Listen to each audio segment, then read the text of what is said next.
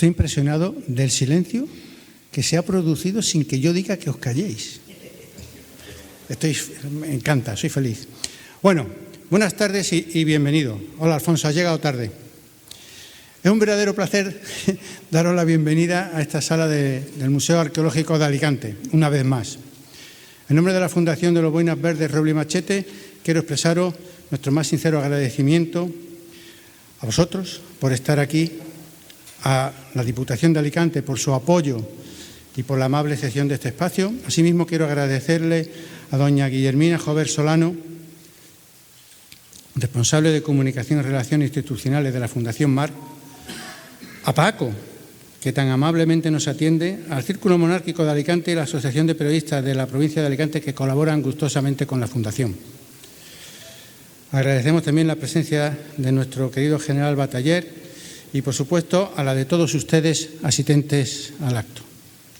La Jornada de Historia Militar de España a lo largo de los siglos, subvencionada por la Subsecretaría General de la Política de la Defensa, tiene como objetivo contribuir a la promoción del patrimonio histórico y cultural de las Fuerzas Armadas entre la sociedad alicantina, así como fomentar la cultura de defensa, poniendo en valor la historia militar de España. La Fundación de los Boinas Verdes Roble y Machete, como la gran mayoría conocéis, organiza estas jornadas junto con la Diputación de Alicante y el MARC, que la Fundación es una entidad sin ánimo de lucro, nacida en esta ciudad y dedicada a apoyar a los Boinas Verdes en su transición a la vida civil. Oficialmente, realmente, a la vida diaria de cada uno de los Boinas Verdes, tanto en activo como en reserva o retirado. El principal mecenas de la Fundación es el libro de los Boinas Verdes españoles. Lo tenéis ahí. La gran mayoría los conocéis. Si alguno no lo conoce, es la oportunidad que tenéis de comprar uno y tener un verdadero libro de historias militares de verdad. Sus beneficios han permitido impulsar muchas de nuestras actividades. Si lo desean, lo podéis adquirir al terminar la conferencia. Y tenemos aquí a Terencio Pérez Hortelano, que es uno de los artífices del libro, que os lo puede firmar. Asimismo, contamos hoy con la presencia de otro importante mecena de la Fundación, don José Luis Rodríguez Ruiz, gerente de la Asesoría General de la Fuerza y Cuerpos de Seguridad del Estado, quien con sus aportaciones se apoya desde el primer día para el crecimiento de la Fundación. Muchas gracias, José Luis. Levanta la mano para que todo el mundo sepa quién eres. Muy bien. Y sin más preámbulo, me complace presentarles al ponente de esta tarde, que como siempre es el mismo, al comandante Javier Guajener, oficial del Ejército de Tierra, con una sólida formación y una extensa trayectoria en las Fuerzas Armadas, especialmente en el ámbito de las operaciones especiales. Estás perdonado, no pasa nada. Nació en el Aaiún en el año 1969, ingresó en las Fuerzas Armadas y accedió al empleo de sargento de infantería en el año 94. A lo largo de su carrera ha ascendido progresivamente hasta el empleo de comandante, que fue esto en el año 2018, tras más de 3 décadas de servicio. Se encuentra en posesión de diferentes títulos, como el mando de operaciones especiales y de paracaidista. Ha obtenido diversas certificaciones, tanto en España como en el extranjero, entre las que destacan el curso de guerra en selva en Brasil y el curso de vigilancia y contravigilancia en Portugal, cualificado como buzador elemental y posee la acreditación de inglés. Ha dedicado más de 25 años de servicio continuado a las unidades de operaciones especiales. Ha estado destinado en la COE 82, en Las Palmas de Gran Canaria, así como en los grupos Valencia 3 y Tercio del Ampurdán 4. En el GOE Valencia 3 ha desempeñado diversos puestos de responsabilidad, desde jefe de pelotón hasta jefe de sostenimiento y planes. Ha estado destinado en el Cuartel General del Mando de Operaciones Especiales y en el Cuartel General Terrestre de Alta Disponibilidad en Vétera, Valencia. En el ámbito internacional ha participado en destacadas misiones en Bosnia, Herzegovina, Afganistán, Líbano y en 3 rotaciones de operación de apoyo a Irak, en el año 19, en el año 22 y en el año 25, donde ejerció funciones como jefe de operaciones de la Special Operation Task Group. Su impecable hoja de servicio le ha hecho merecedor de numerosas recompensas, entre las que destacan la Cruz de Mérito Militar con distintivo blanco en 2 ocasiones, la Cruz de la Real y Militar Orden de San Hermenegildo con su encomienda y placa, así como diversas medallas de la OTAN, la ONU y la Operación Balmis. Además de su faceta operativa, ha destacado en el ámbito académico y divulgativo. Es autor de diversos artículos sobre historia militar publicados en la revista como Memorial de Infantería, Minerva o Información, periódico Información. Y ha impartido más de 40 conferencias, con esta 42, porque la otra, la 41, no la conté, en diversas ciudades españolas, colaborando con instituciones como la Universidad de Alicante, el Instituto de Historia y Cultura Militar, la Academia de Infantería o en distintas subdelegaciones de defensa.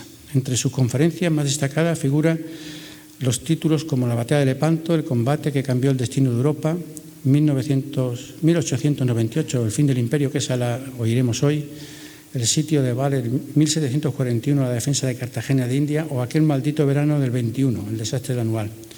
Actualmente reside en Alicante, donde continúa plenamente en activo en la promoción de la cultura de la defensa y en la difusión del conocimiento histórico militar. Y sin más, os dejo al comandante Javier Guajenero.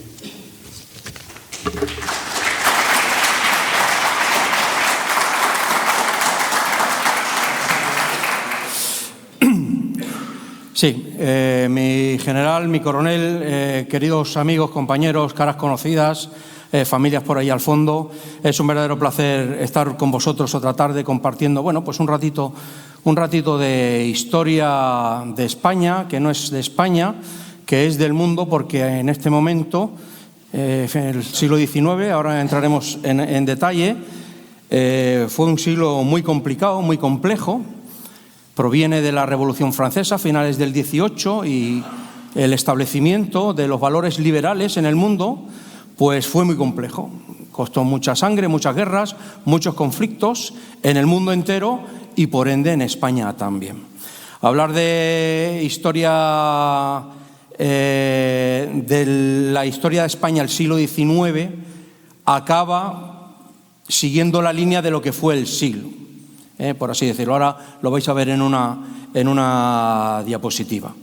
Hablar de historia de España aquí es hablar de historia de Estados Unidos, es hablar de historia del mundo, es hablar de historia del Pacífico, es hablar de historia del Caribe, es hablar de muchas historias.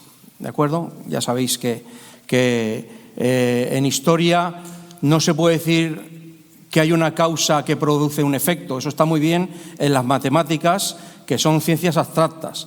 En historia, causas, siempre en plural, producen efectos, siempre en plural, y consecuencias. Y estas causas no hay que buscarlas ni mucho menos de forma lineal. Esto se estudia en la universidad. Los cortes históricos tienen que ser transversales. Es decir, no nos sirve de nada ver la Revolución Francesa, cómo empieza día a día y cómo acaba. Eso no vale de nada. Hay que hacer un corte transversal y ver en distintos escenarios, en distintas partes del mundo, en qué forma y modo afecta la Revolución Francesa, por poner un ejemplo. De acuerdo, sin más tardanza ni dilación, entramos en harina. Si sois tan amables, por favor, de silenciar los teléfonos, si no empiezan a sonar aquí las macarenas. Vamos a ver, amigos. 1492 es un año diferencial en la historia de España. Cuidado con las palabras, porque cuando hablamos de España en el siglo XV no tiene el mismo significado que la España actualmente, ¿de acuerdo? No es igual.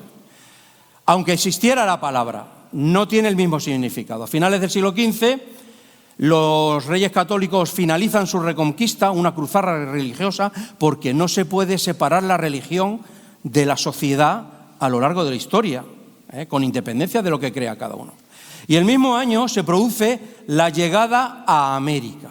Es decir, hay gente, yo discrepo radicalmente, he oído incluso a historiadores hablar del Estado español a finales del siglo XV. Creo que es un disparate, no tiene nada que ver lo que significa un Estado. Pero sí es cierto, amigos, que cuando los reyes católicos se casan, unas décadas antes de 1492, que es una unión dinástica, nada más, no es política, que nadie piense en una España unitaria. Eso nunca ocurrió en estos años. Todavía falta mucho tiempo para que eso ocurra, ¿de acuerdo?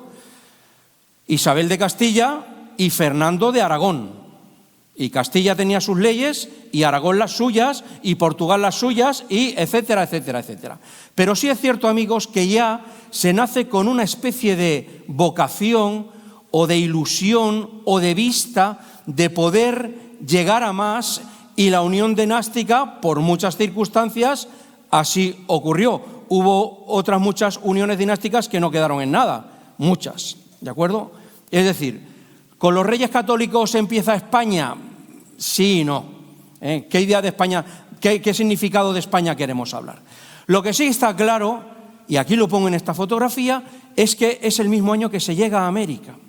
Es decir, desde el minuto 1, decía García Lorca, fijaros qué frase es absolutamente contundente, decía García Lorca, el español que no conoce América no sabe lo que es España. ¡Qué cosas! Es decir, desde el minuto 1, América y España, o lo que empieza a devenir como lo que actualmente conocemos como España, salen juntos, compartimos la misma genética, para bien y o para mal. Somos hermanos de sangre, para bien y o para mal. Es absolutamente recomendable, por cierto, hago aquí un paréntesis, me ha venido a la cabeza ahora mismo. Mañana sábado va a haber un pase en un cine de Puerta de Alicante de Huí de Hispanos. Es la tercera serie de España, la primera globalización, absolutamente recomendable. Porque ahí es un documental, no es una película, es un documental de la presencia y huella y contribución española en Norteamérica, en los que es actualmente los Estados Unidos, que yo diría que es mucho más que eso,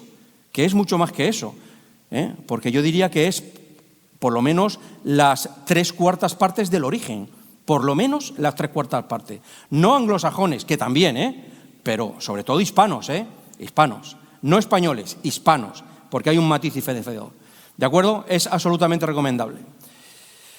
Dicho lo cual, amigos, esto es el siglo XIX. Esta la puse para la batalla de los Castillejos, da igual, no vamos a entrar en detalle. Es un siglo muy complicado, empieza con la invasión napoleónica, guerra, pérdida de América continental, guerras carlistas, cambios de dinastía, reyes que van y vienen, cada 10 minutos un pronunciamiento militar, es decir, un golpe de Estado, un espadón que toma el poder, etcétera, etcétera, etcétera, y al final acaba, grosso modo, pues cómo ha sido el siglo. Con una rebelión en Filipinas, con una rebelión en Cuba, a la que se une un conflicto con Estados Unidos que nos lleva a la pérdida de los últimos territorios ultramarinos de España. Ahora vemos cuáles son. En 1885 el rey Alfonso XII muere de tuberculosis. Tuberculosis, sabéis que ha sido una gran diezmadora de la población. Muere de tuberculosis, le sucede su hijo, Alfonso XIII. Alfonso XIII no puede reinar, entre otras cosas, porque todavía no ha nacido. Es decir, su madre estaba embarazada de él, de Alfonso XIII. Alfonso XIII, como bien sabéis, es, a ver si lo digo bien, es el abuelo del rey Juan Carlos, o lo que es lo mismo, el bisabuelo de Felipe VI. Es así, ¿verdad? Eso es. Entonces, en estos momentos históricos, hasta que el rey no nace, crece y alcanza la mayoría de edad a los 16 años, en 1902, este hecho histórico lo vive su madre, María Cristina de Habsburgo, en calidad de regente. Bueno, ¿qué territorios tiene España en este momento histórico en ultramar? Pues en el Caribe tiene dos de las grandes Antillas, de las Antillas Mayores, que es la isla de Cuba y la isla de Puerto Rico. Y en el Pacífico tiene las islas Filipinas, son más de 7.000 islas. Filipinas viene de Filipus, del rey Felipe. Son más de 7.000 islas, la mayor está al norte, se llama Luzón, la segunda en tamaño está al sur, se llama Mindanao. En el medio hay un porrón de ellas que se llaman las Islas Visayas, y salen dos archipiélagos hacia la isla de Borneo. Bueno, da igual, el archipiélago de Palawan y el archipiélago de Joló. Bueno, la realidad hispana, la presencia de España en el Caribe es muy distinta a la presencia hispana en el Pacífico, entre otras cosas por la distancia, pero es muy distinto. España pues tiene el control de las Islas Filipinas, tiene el control de las Islas Marianas, es una forma de D, Marianas viene por Mariana de Austria, creo que fue la segunda esposa de Felipe IV. Y las Islas Carolinas vienen de Carolus, de Carlos II, también rey de España, ¿vale? Que empiezan desde las islas de Yap, en Colonia, hasta las islas de Ponapé. Casi nada. Esto son las posesiones que tiene España en ultramar. Todas estas posesiones en el Pacífico dependen al mismo tiempo de Filipinas, ¿vale? Bueno, no vamos a entrar ahí. Amigos, en Cuba hay una guerra inicial en 1868, duró 10 años. Fue el año también en el que cayó el reinado de Isabel II. La guerra de los 10 años, hay una rebelión. No vamos a entrar en más detalle. La guerra acaba con una realidad agónica, es decir, ambos bandos acaban exhaustos, acaban reventados, tanto el bando metropolitano español como el bando rebelde cubano, los mambises. Bueno, esta es la evolución de la bandera cubana. Esto es curiosidad nada más. Empezó así, se parece mucho a la de Chile, invirtiendo los colores. Cuba y la Cuba actual. Bueno, y siempre empiezan en la zona de Oriente, en la zona del sur, podríamos decir. Aquí esta es la zona selvática, es la zona de la manigua, es la zona impenetrable. Aquí fue donde vino Fidel Castro. Fidel Castro, cuando vino de América continental, desembarcó con el Granma en la zona de Oriente, ¿vale? Como dato curioso, aquí está Santiago de Cuba. Santiago de Cuba fue la primera capital de la isla de Cuba. Después vino La Habana.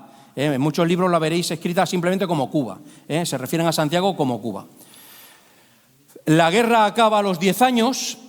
Hay un general, el general Maceo, el titán de bronce, cubano rebelde, que no acepta esa rendición y él continúa la lucha un año más, la llaman la guerra chiquita. Es una guerra más que nada de sabotajes, de quemar la riqueza comercial, económica de la isla, que es pegarle fuego a las grandes plantaciones de caña de azúcar, sobre todo. Como dato curioso también, lo he puesto esta mañana.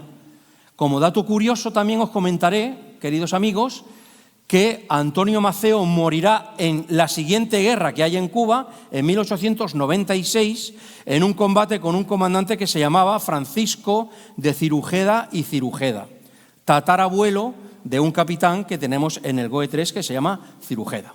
Como dato curioso, ahí lo tenéis, Marqués de Punta Brava, porque fue en el combate de Punta Brava. Esto es simplemente curiosidad. Bueno, la tercera, hay cubanos que dicen que todo fue una guerra. Bueno, bien, no vamos a entrar en disquisiciones nucleares porque al final cada uno le da la terminología que quiere. ¿De acuerdo? La tercera guerra ya es una guerra que viene José Martí, descendiente de españoles, ideólogo, hombre muy culto, muere en combate.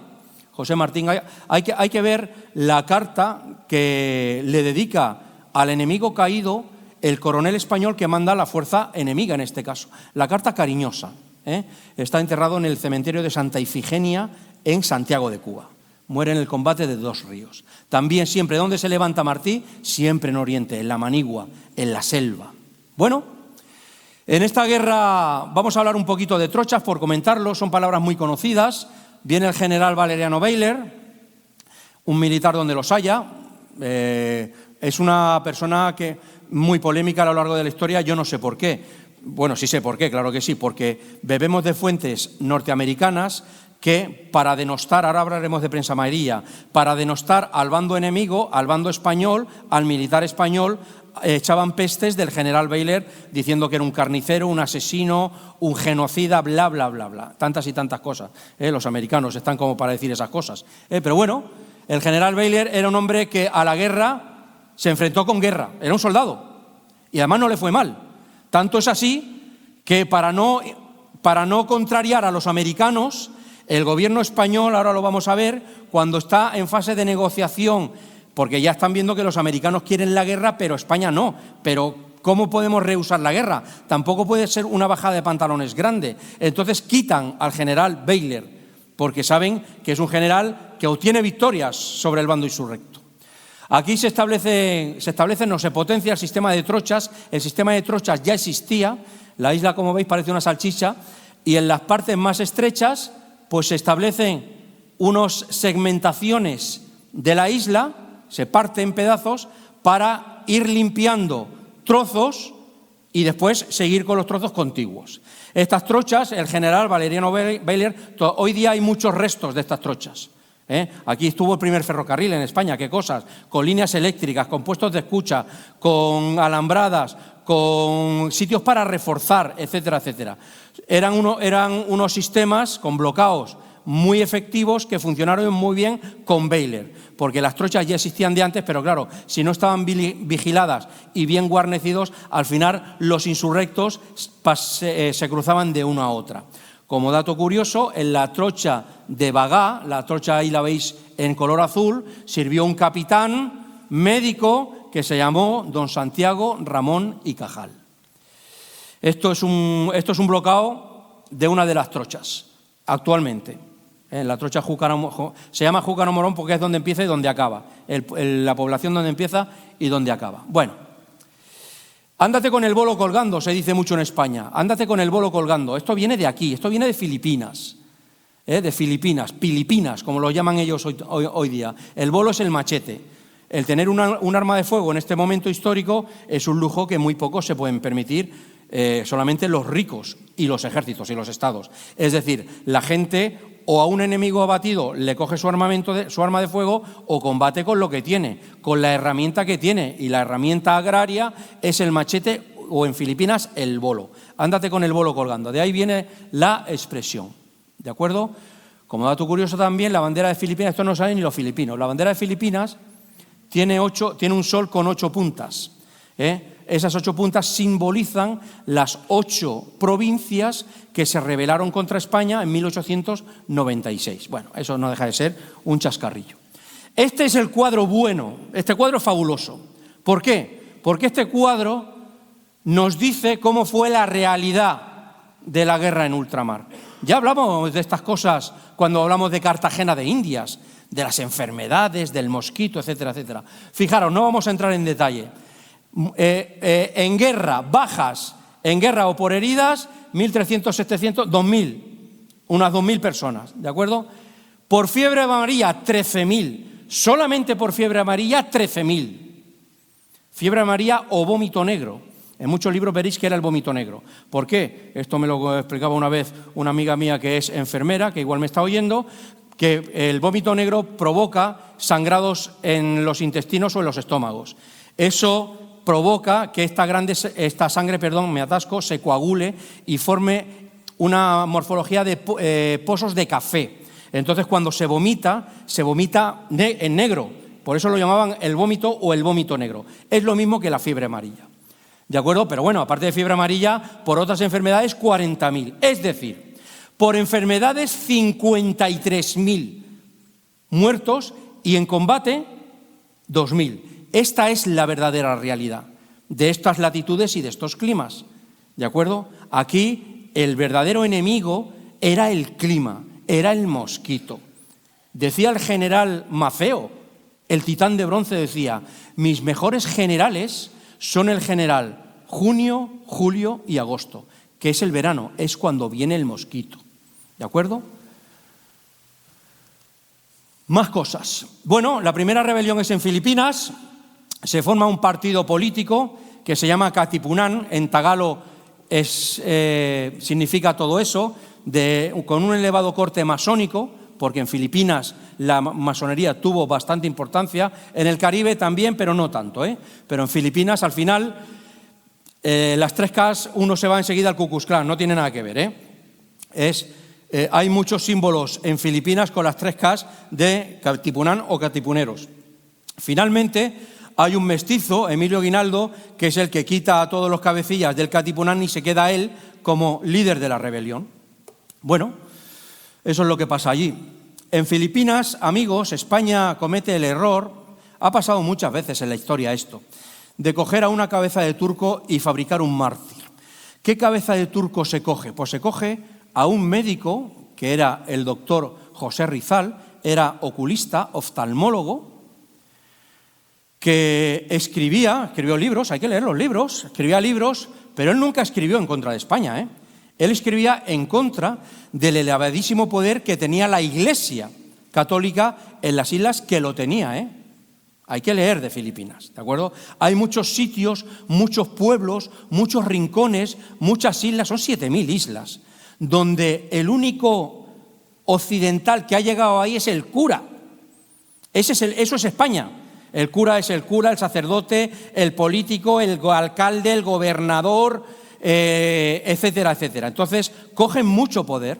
Bueno, finalmente el general Polavieja, don Camilo, fijaros que don José Rizal, para limpiar su nombre y para dar muestras fehacientes de que él no está con la rebelión, se alista en el ejército español, como médico que era, y pide combatir en Cuba, en el ejército de Cuba, y allá que va. Lo que pasa que finalmente es interceptado en Barcelona, lo vuelven a llevar a Filipinas y lo fusilan en el Parque de la Luneta, enfrente de Intramuros. Luego veremos fotos. Filipinas es un viaje que algunos han tenido el privilegio de hacer, todavía a mí me falta.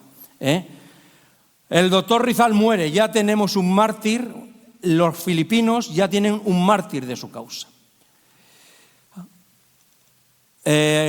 Aquí veis a Emilio Aguinaldo. Finalmente la insurrección filipina acaba de forma muy parecida como en Cuba, por agotamiento de ambas partes, porque España viene de donde viene. Tenemos que retrotraernos a la diapositiva del siglo XIX, un país desgastado con 1000 guerras, con millones de muertos, 1000 frentes, dinero a expuertas, y es un país que ya está muy venido a menos, porque la España de finales del siglo XIX no es la España del siglo XVI, porque es así fue.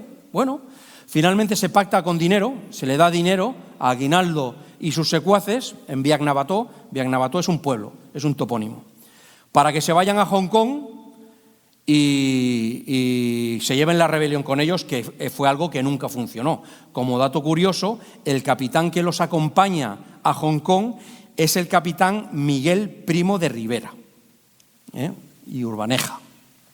Posteriormente fue dictador en España. Bueno, amigos, vamos a hablar de la prensa amarilla. La prensa amarilla es brutal. Vamos a ver, la prensa amarilla, estos son los años en los que se produce un fenómeno absolutamente desconocido hasta este momento, y mucho menos en estas proporciones, en estas dimensiones, en virtud del cual lo que se llama el cuarto poder, la prensa, la opinión pública, se ve que puede ser manipulada para crear un estado de opinión. ¿De acuerdo? ¿Y cuáles son los medios de comunicación social y las redes sociales de finales del siglo XIX? La prensa, que sale por la mañana, extra, extra, por la tarde, extra, extra, por la noche. Había grandes pizarras en las grandes ciudades donde las novedades las iban escribiendo con tiza. Esa era la actualización. Entonces, se producen la primera vez en la historia que ya se empiezan a producir tiradas que superan el 1.000.000 de ejemplares. Esto es impensable hasta este momento. Y además se crea un tipo de prensa que es fácil, muy útil, porque es muy fácil su empleo para la manipulación del pueblo llano. Vamos a ver ahora ejemplos. Los grandes magnates de este tipo de prensa, de la prensa amarilla, son el señor William Randolph Hearst, del Journal, y el señor Pulitzer. Pulitzer es el del premio Pulitzer, qué cosas, ¿verdad? El del premio Pulitzer, este es nuestro Pulitzer, ¿vale? El señor Hearst, a ver si corre el vídeo, como dato curioso, la película Ciudadano Kane es la biografía del señor William Randolph Hearst, ¿de acuerdo? Mira qué flequillito me lleva el tío ahí. Bueno, se le llama prensa amarilla porque había un monigote, ahí veis una caricatura, un dibujito de un niño con un camisón, una bata, yo qué sé lo que lleva, de color amarilla, que mandaba mensajes al pueblo llano para ser manipulado, ¿vale? Y como estos dos, y había muchos más, querían la guerra, pues todas sus informaciones van hacia la guerra. Vamos a ver ahora ejemplos directos. España también tuvo su prensa amarilla, pero desde luego no a estas escalas, no a estas escalas. Aquí veis a los dos magnates construyendo la palabra guerra. Bueno, aquí veis, mirad, ejemplos. Hay millones, he puesto aquí unos pocos.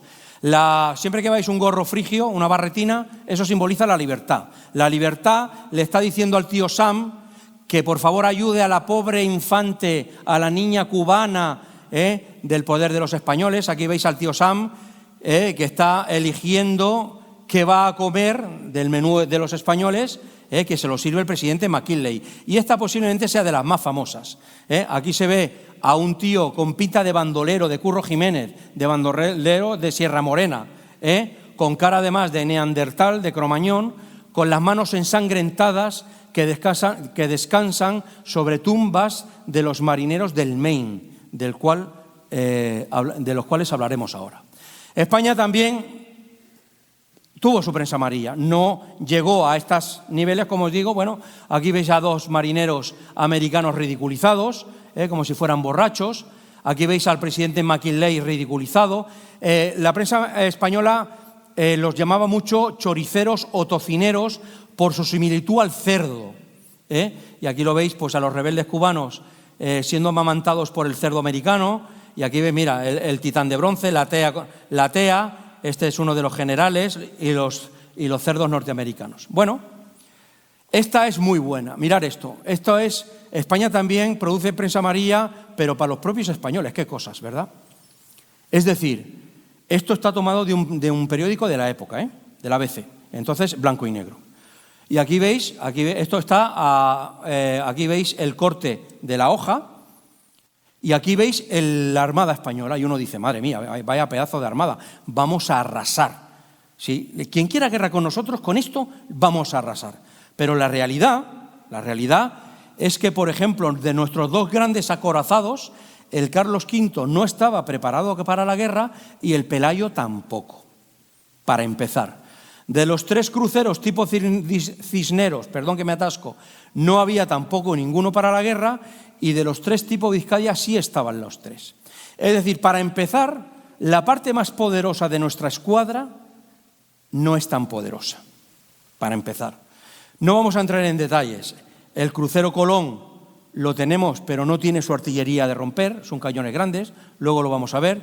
La Numancia, los tipo Numancia no intervinieron en la guerra, el Alfonso XII tampoco, y estos tres cruceritos, cruceros de segunda clase, bueno, también lo podemos llamar cañoneros. Eso fue la mitad superior, que es la parte, porque a partir de aquí ya son barcos muy pequeños, antiguos, y son cañoneros. Esto no tiene ningún valor militar, o prácticamente ningún valor. Estos son guardacostas. Bueno, esta es la realidad. Esto es el mensaje que se le manda al pueblo español por parte de la prensa española.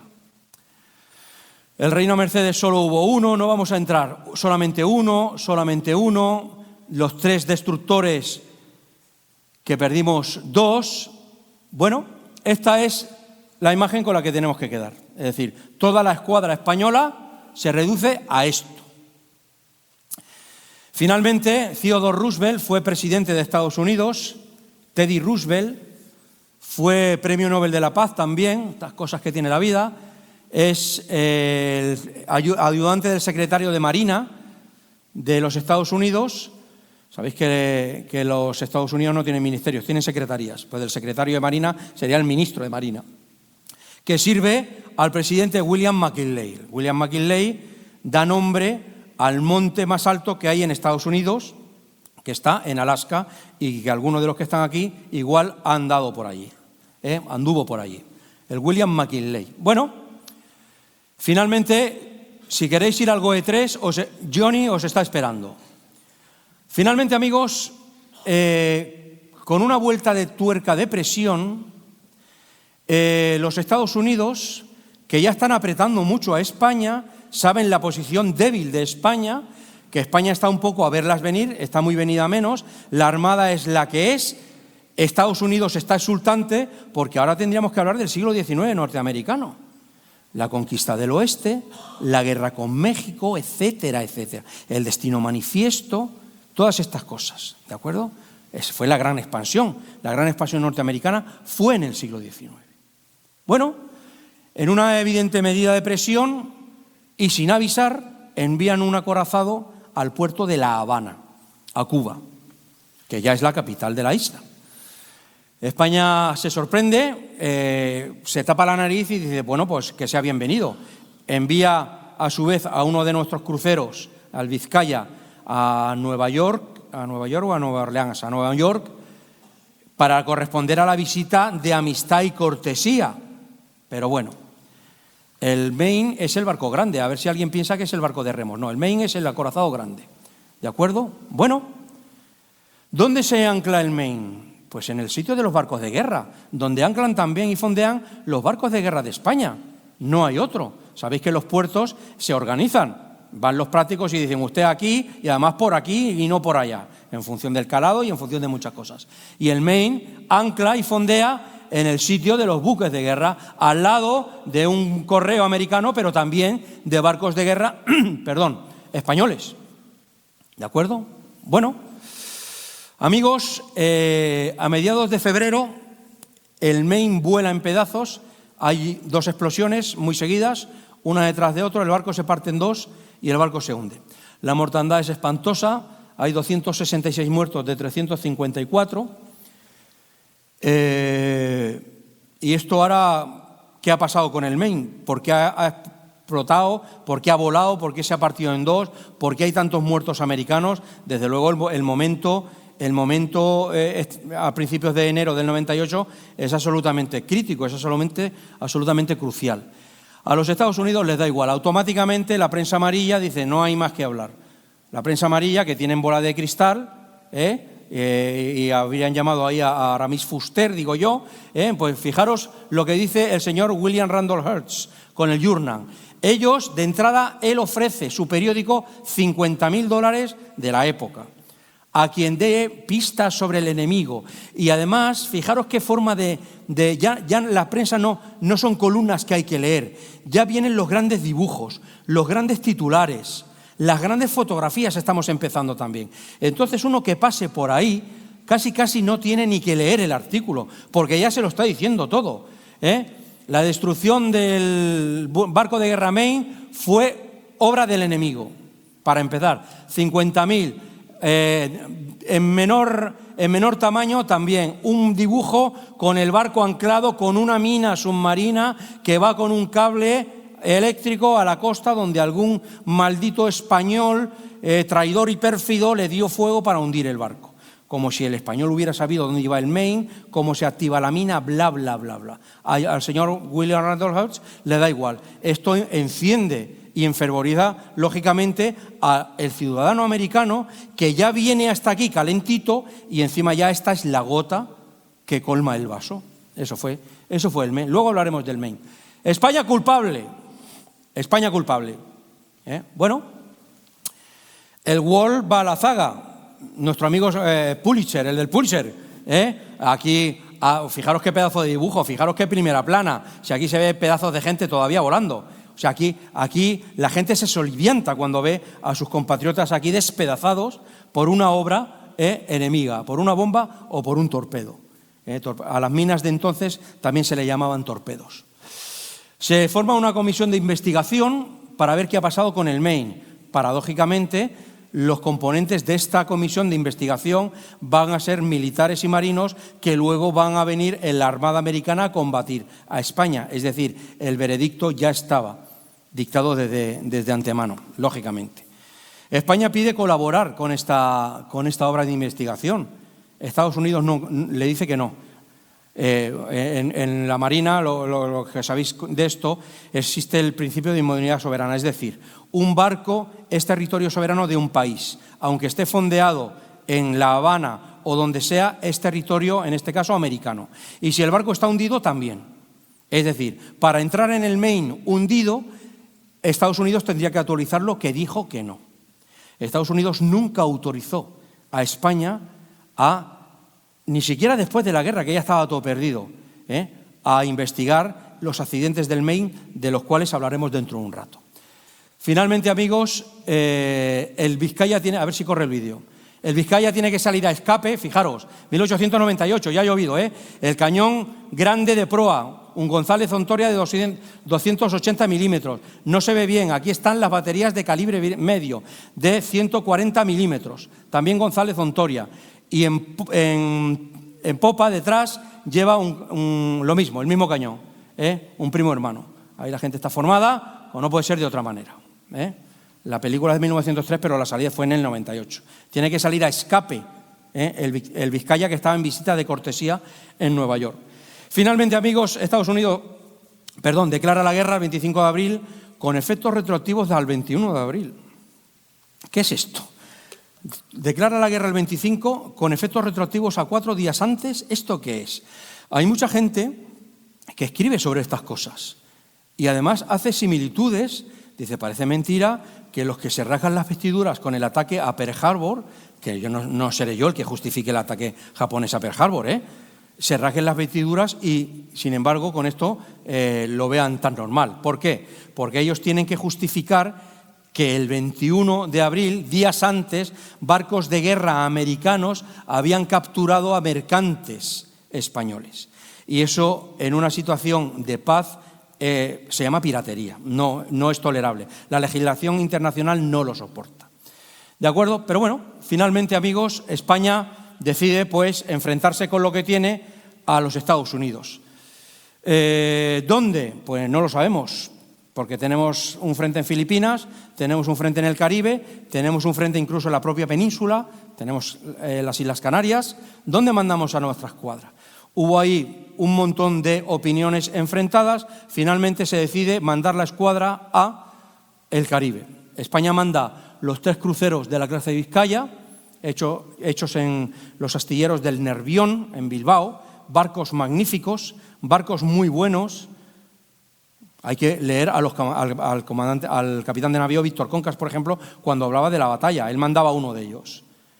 Son barcos perfectamente modernos.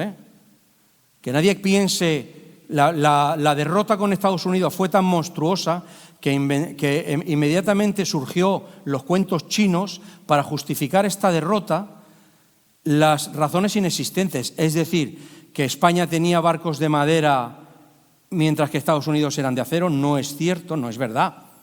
Que Estados Unidos combatía porque tenían mayor alcance sus cañones que los nuestros, tampoco es verdad. Que sus barcos eran más rápidos que los nuestros, tampoco es cierto, no lo es. Luego veremos la batalla. Mandamos a nuestros 3 barcos, nuestros 3 cruceros del Nervión. Este no es un crucero del Nervión, pero podía haberlo sido. Mandamos un crucero de la clase Garibaldi, comprado de Estados Unidos, el mejor barco de las 2 escuadras de su tipo, un barco rapidísimo. Ahí veis también prensa amarilla española, ¿por qué no decirlo?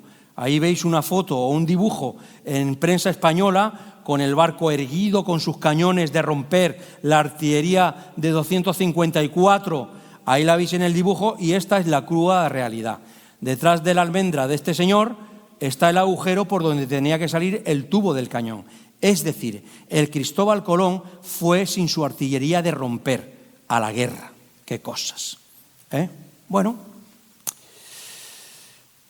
como dato curioso, el capitán de navío que mandaba el Cristóbal Colón se llamaba Emilio Díaz Moreu. En Alicante tiene una calle que está muy cerquita de la Rambla.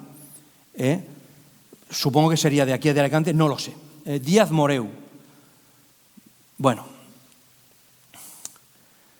mandamos 3 contratorpederos tipo destructor.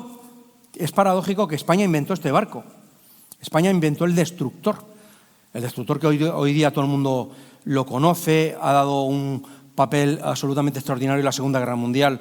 Los destructores, eso fue un invento español, fue un invento de Fernando Villamil, que muere en Santiago de Cuba. Muere en el único barco,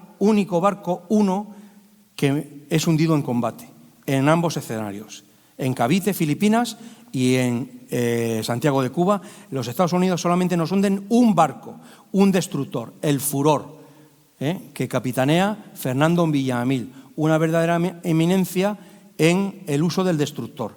Ahí veis uno de ellos. Fijaros qué artillería más pequeñita, claro, porque esto no es un barco para enfrentarse a acorazados. ¿Cuál es la principal arma del destructor?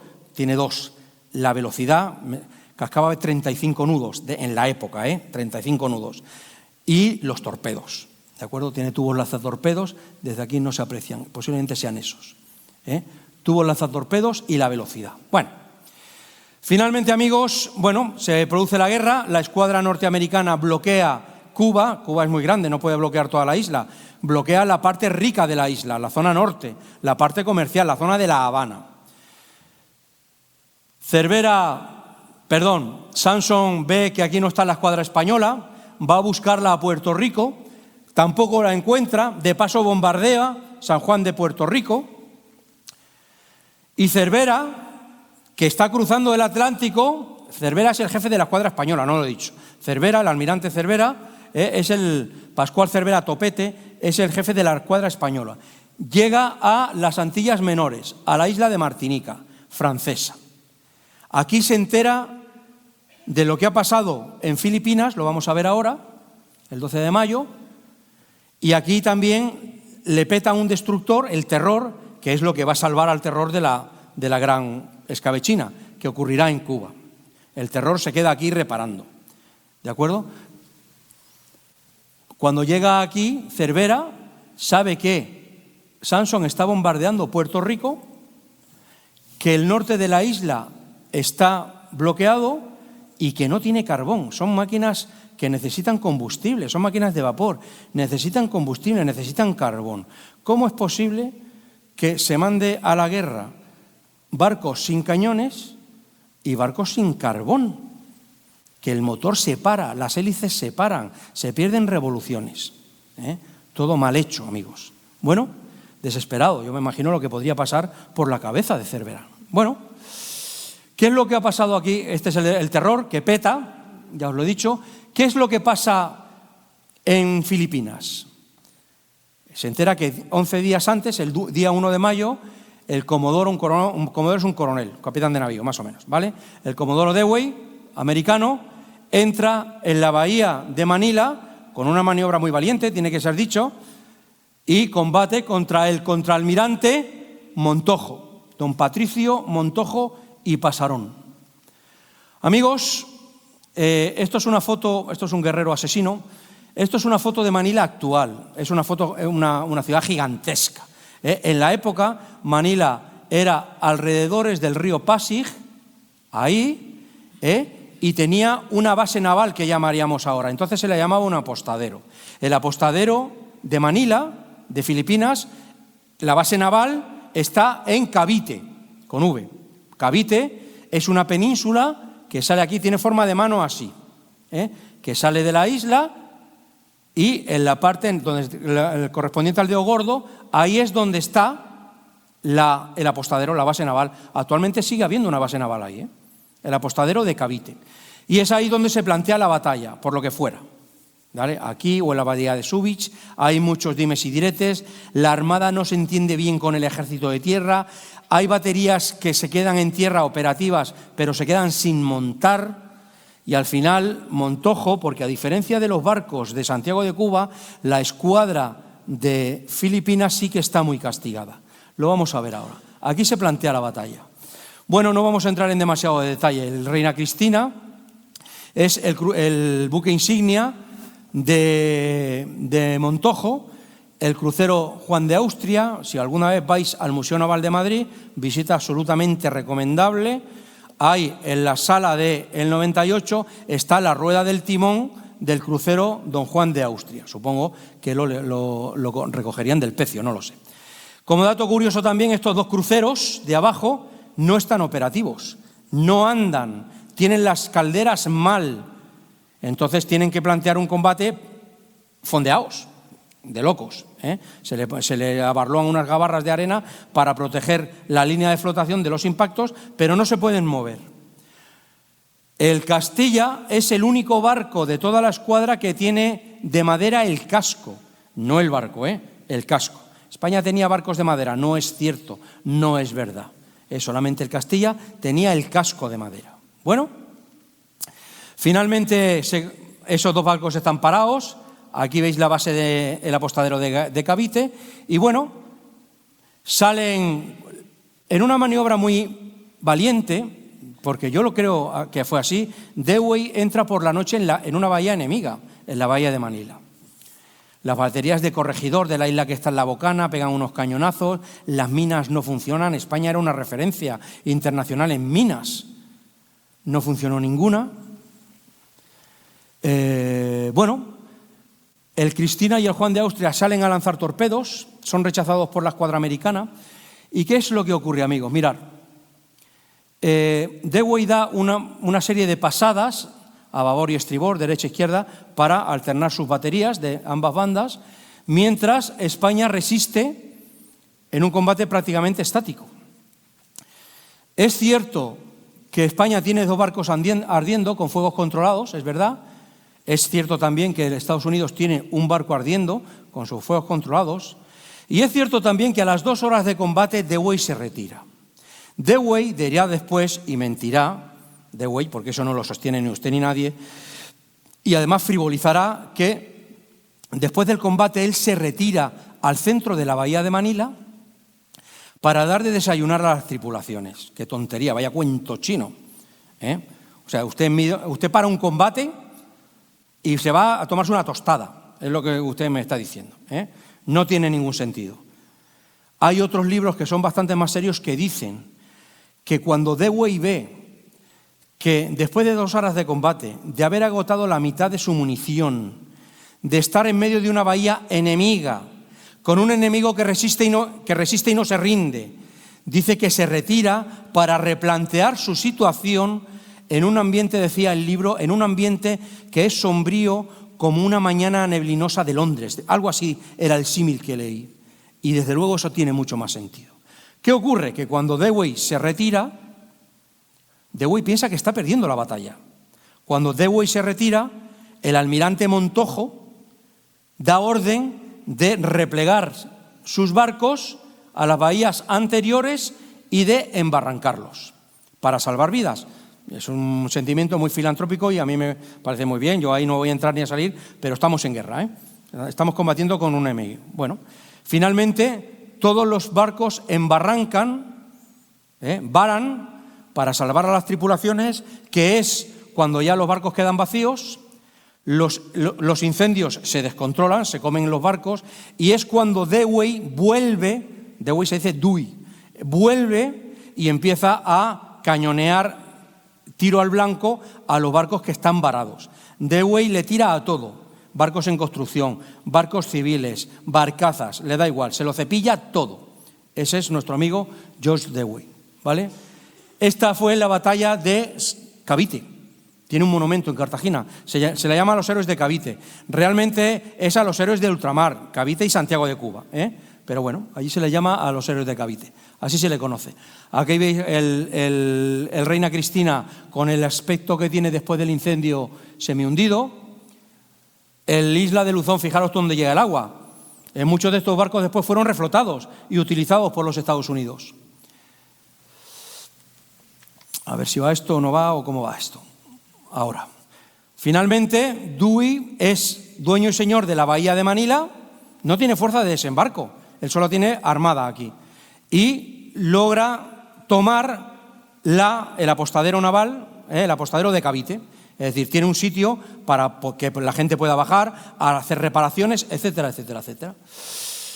Como dato curioso, cuando Dewey dice lo que ha pasado, Estados Unidos de la costa pacífica manda barcos con tropas para desembarcar, para el combate en tierra, en Filipinas. Uno de estos barcos, el Charleston, toca la isla de Guam, que está en las Islas Marianas, como podéis ver ahí. El barco llega a la capital, que se llama Agaña, y suelta una andanada. Dispara, silencio. Nadie contesta.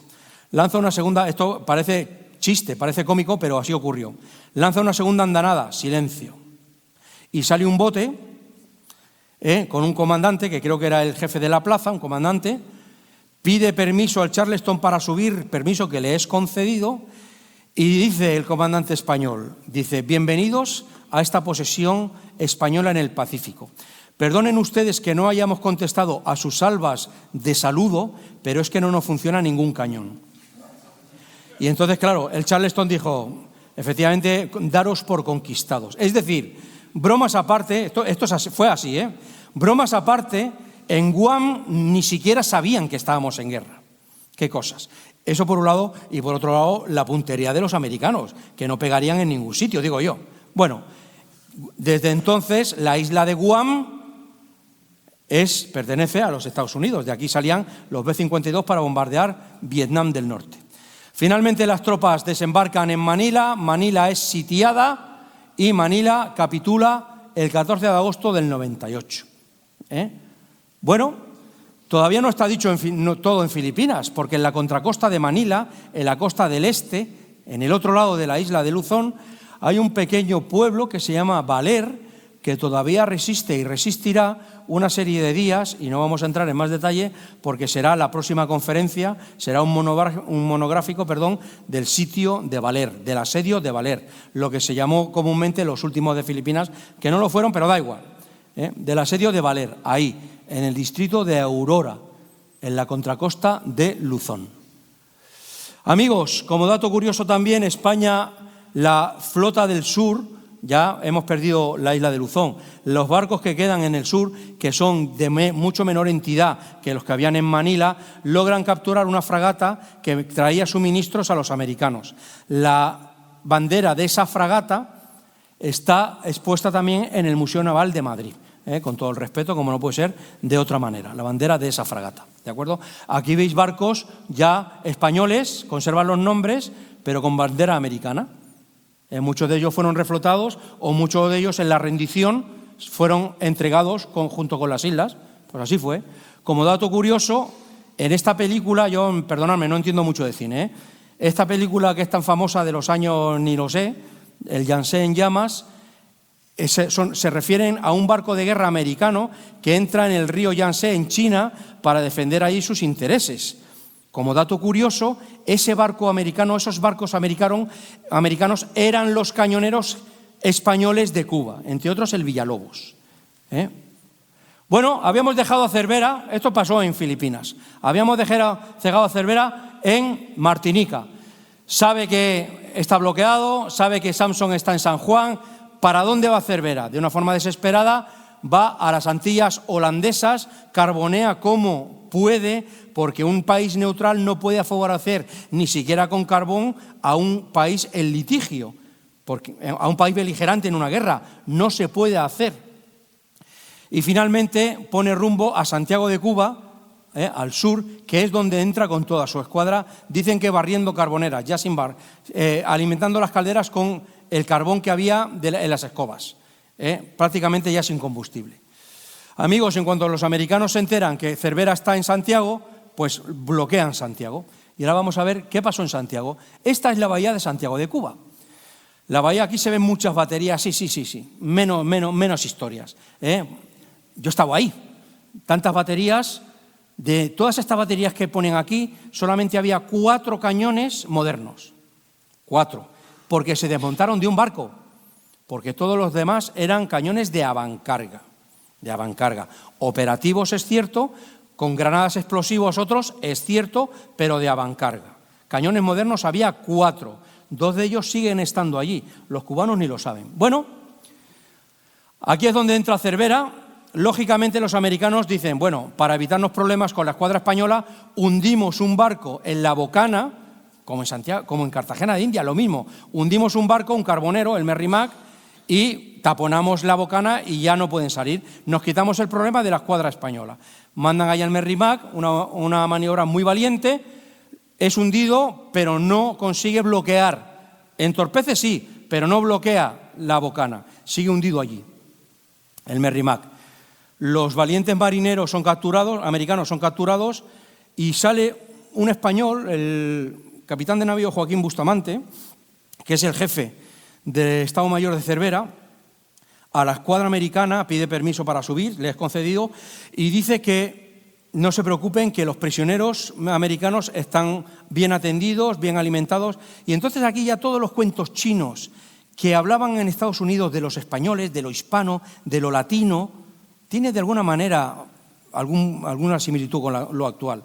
No fue nada cierto. Bueno, al Merrimack lo que le cae en la entrada es la de Dios es Cristo. Le caen torpedos, taponazos de todo tipo, forma y color, porque los cruceros estaban allí fondeados. Los americanos desembarcan, necesitan una posición en tierra, en Cuba.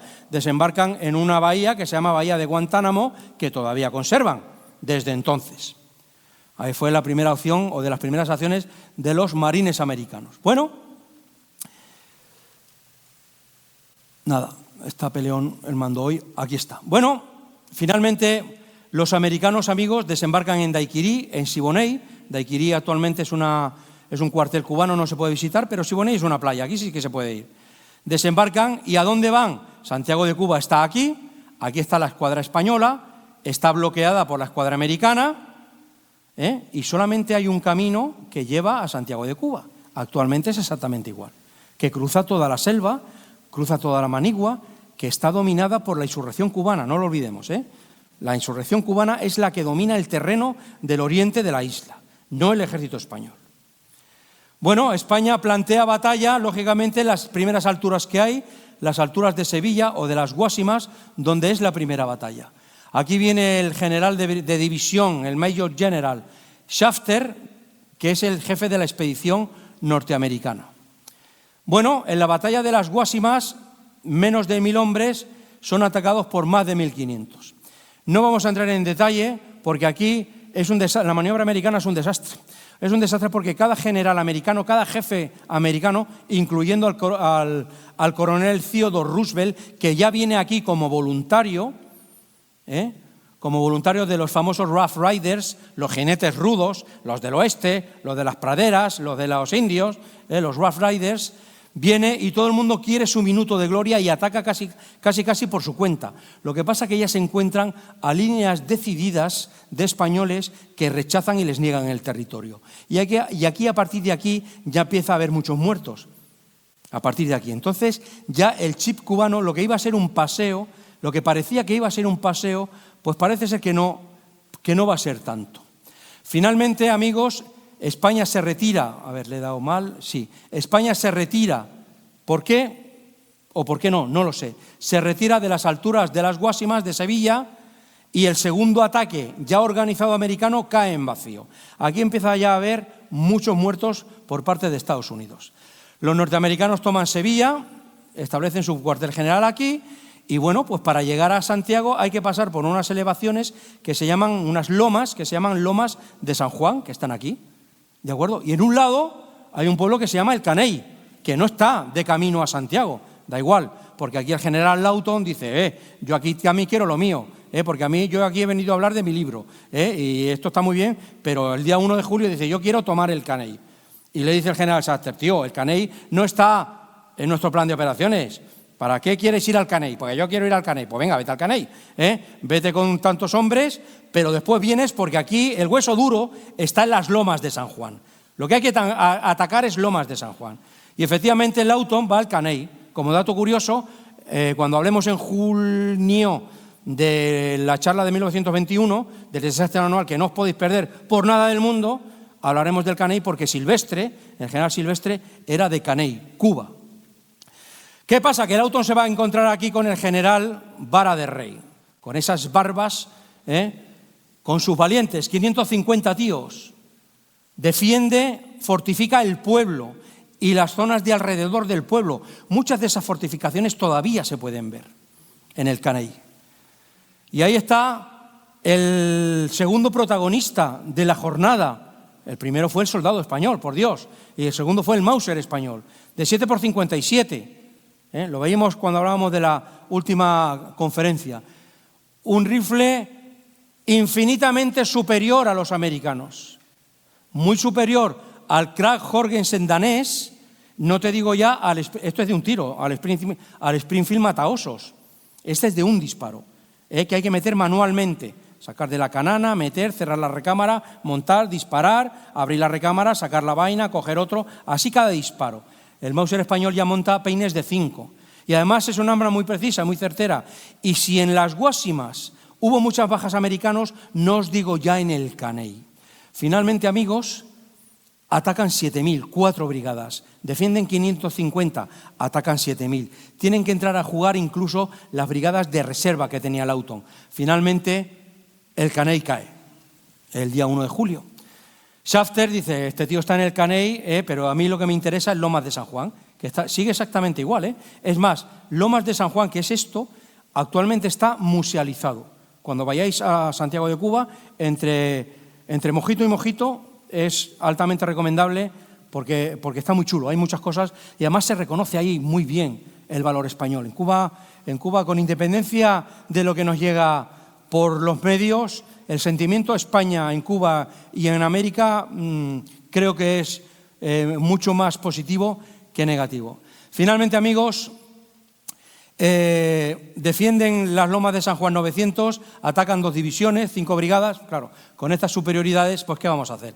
Finalmente, es la primera acción antiaérea de la historia. Los americanos tienen un globo cautivo con un observador arriba, que es el que sube y en un canutillo baja, escribe información y baja donde están las posiciones enemigas, lo que fuera, para que el ejército lo sepa. ¿Qué es lo que hace el soldado español? El soldado Pepe español, globo que veo, taponazo que le arreo. Entonces todo el mundo empieza a tirarle al globo y el globo, pues allá que fue, para abajo. Bueno, finalmente esto dicen que es una foto, el bloqueo de San Juan con los últimos asaltantes. Finalmente, Lomas de San Juan es tomada por los americanos. Toda la marinería de la escuadra, que está en la bahía de Santiago, baja para ayudar a la defensa en tierra.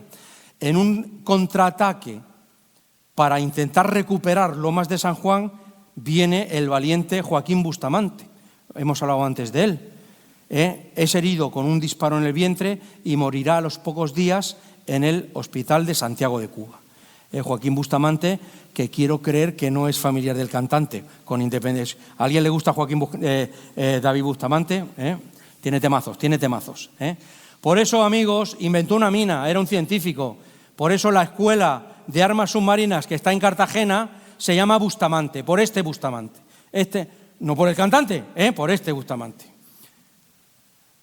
Amigos, Theodore Roosevelt y los Rough Riders, escribió un libro, yo lo he leído. Hay muchos Rough Riders que dicen ese libro, en vez de los Rough Riders, se podía haber llamado Yo solo en Cuba, porque él lo tomó todo. Él ganó, conquistó, se le rindió todo el mundo él solo. Por ahí van los tiros. Es el mismo Roosevelt que sale con este uniforme de voluntarios. Es el mismo Roosevelt que sale en la película esta del museo.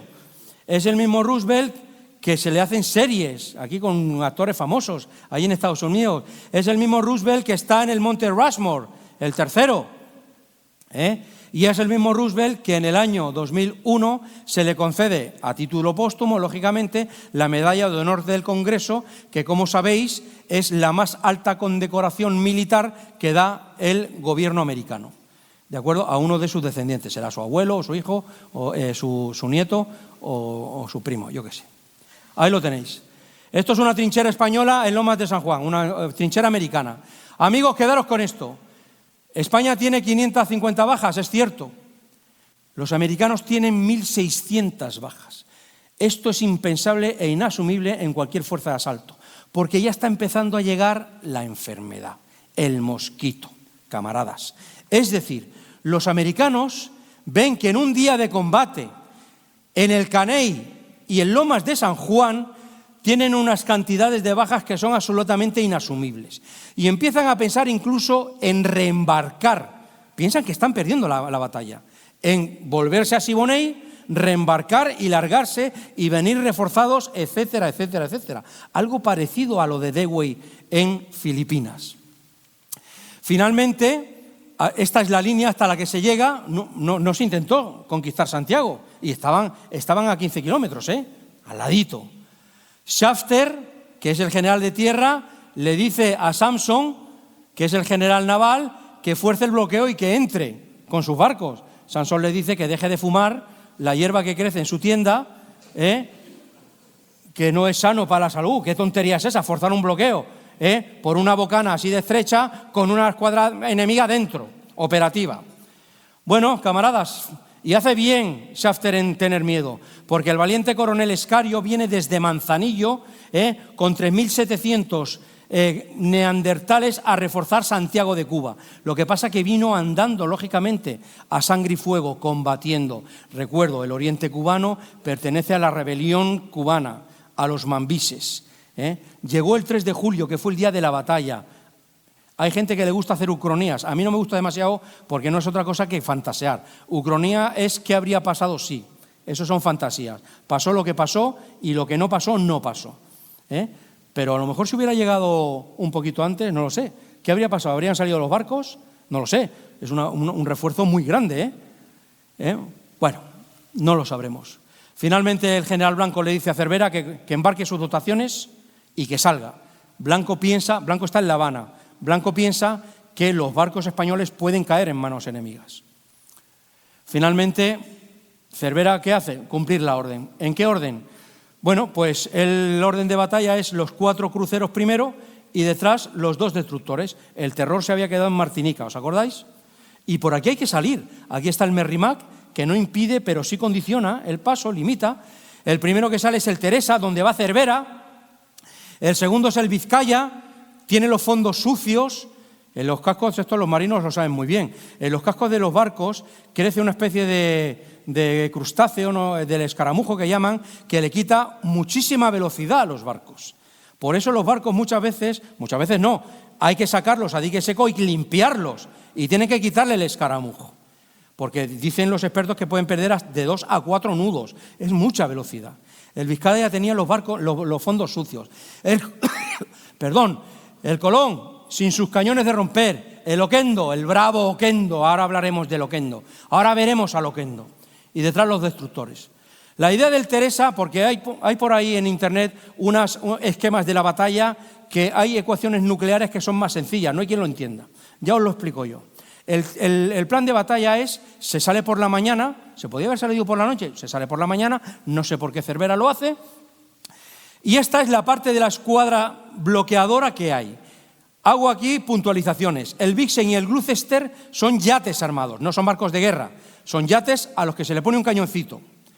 De hecho, el Vixen, en cuanto ve lo que sale de aquí, pone rumbo a Pernambuco, pasando por todas las islas conocidas. Se larga de allí, es verdad que luego acompañará a sus hermanos mayores, pero él dice, uy, que vienen para acá, mira a ver al sur que tengo las croquetas al fuego, eso dice el Vixen.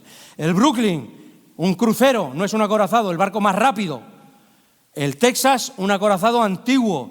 El Iowa, extraordinariamente poderoso, el mejor barco que tienen los americanos. Y el Indiana y el Oregón son 2 gemelos. Es decir, en la batalla de Santiago de Cuba, amigos, la desproporción de fuerzas no era así, no es verdad. ¿Había desproporción de fuerzas? Sí, pero era así, no era así, era así.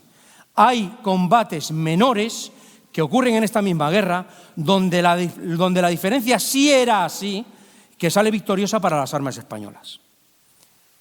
Igual se podía haber planteado de otra manera, no lo sé. Finalmente, amigos, la idea de Cervera es, con el Teresa, estamparse contra el Brooklyn, estamparse, abordarlo. Es el barco más peligroso porque es el más rápido. El Brooklyn, que lo ve, mete, el Vixen aquí está, a Pernambuco, rápidamente, a toda máquina. El Brooklyn gira a estribor, a la derecha, está a punto de estamparse con el Texas. Tienen que retroceder, darle para atrás a las máquinas, un desastre de maniobra, pero ya esta maniobra permite a toda la escuadra salir, porque toda la escuadra logró salir de la bahía de Santiago de Cuba, todos los barcos. El Cervera, que salió el primero, fue el que recibió todo el fuego concentrado y ya quedó herido de muerte. Cuando salen los 2 destructores pequeños es cuando se encuentran prácticamente con la escuadra en retaguardia desplegada. Enseguida el Plutón embarrancó y el Furor se hundió. El único barco hundido por el fuego enemigo en Cavite y en Santiago de Cuba, el Furor. Hoy en día sabemos dónde está hundido. Aquí muere Fernando Villamil, capitán de navío. Y entonces todo el fuego enemigo se concentra en el Oquendo, en el último crucero que hay. Amigos, el Teresa vara en Barranca, esa era la orden de Cervera, igual que en Filipinas. En Barranca, el Oquendo ya está herido de muerte, embarrancará al lado del Teresa. Ahora vamos a ver fotos. Al lado del Teresa, los 2 destructores ya se han perdido y solo nos queda el Vizcaya y el Colón. El Vizcaya, que tiene los fondos sucios, pierde velocidad y al final tendrá que embarrancar. Y el Colón, que es el único que parece ser que se iba a salvar de la quema. Es decir, el Teresa embarrancado, el Oquendo embarrancado al lado, sigue allí. El Oquendo sigue allí. Vamos a ver fotos ahora. El Vizcaya embarrancado sigue allí también. en Aguadores. Y el Colón, que es el único barco que se escapa. Y además, la escuadra enemiga no le puede dar caza, porque es un barco muy rápido. ¿Qué ocurre? Además, estaba prácticamente intacto. ¿Qué ocurre? Que el Colón, como no tenía carbón bueno, o sea, cuando se acaba el carbón bueno, el carbón Cardiff, carbón mineral, un carbón calórico que aporta muchas revoluciones a las máquinas, hay que meter carbón malo, carbón vegetal, es decir, pierde velocidad, y al final el Colón también fue embarrancado. Cuando el Colón embarranca, lo vamos a ver ahora, bueno, el Teresa, el Oquendo. El Teresa, los americanos, que es el Infanta María Teresa, los americanos, después de la guerra, aquí lo veis al día siguiente de la batalla, todavía tiene la artillería media. Al día siguiente de la batalla, posteriormente a la batalla le hicieron unas reparaciones menores para llevárselo a Estados Unidos y efectivamente le consiguieron dar remolque, pero en Bahamas hubo una tempestad y tuvieron que soltar el cabo de remolque y al final el barco varó en una isla, la isla del Gato, la Cat Island, y ahí es donde está hundido el Teresa. ¿Vale? El almirante Oquendo, mirar Tercio Lampurdán, qué grande el GOE 4, todavía con los cañones mirando a babor, a la banda de la izquierda, donde fue el combate, hoy día siguen igual, ardiendo después de la batalla, el Oquendo, qué grandeza, madre mía. El crucero Vizcaya embarrancado con una gran nube. ¿Por qué? Porque cuando el barco es abandonado, los fuegos se descontrolan y sus propios pañoles de municiones y torpedos explosionan. Y esto es explosión de sus propias municiones. Y el Colón, aquí lo veis intacto prácticamente, pues embarranca y los americanos lo toman. Cuando lo van a dar remolque, el Oregón le da remolque, su capitán, el capitán Díaz Moreu, había abierto los grifos de fondo. Grifos de fondo son unas válvulas que conectan el agua del mar con el interior del barco. Es decir, estaban abiertos, entraba el agua de mar. Fue un detalle que los americanos no tuvieron en cuenta y cuando le consiguieron dar la vuelta para remolcarlo, el barco ya escoró y se hundió. Y el Colón está hundido ahí en la playa de Aguadores, creo que es. No, en el Pico Turquino, a la altura del Pico Turquino. Bueno, aquí ha buceado mucha gente, ya Cousteau, ahora veremos fotos, amigos. Ya queda muy poco, mucho ánimo. Uno de los cruceritos que tiene España en Santiago de Cuba lo hunden en la bocana para impedir la entrada enemiga, pero no pueden. Y entonces ahora tenemos al Merrimack y al Reina Mercedes ahí embarrancados, pero que no impiden el paso. ¿De acuerdo?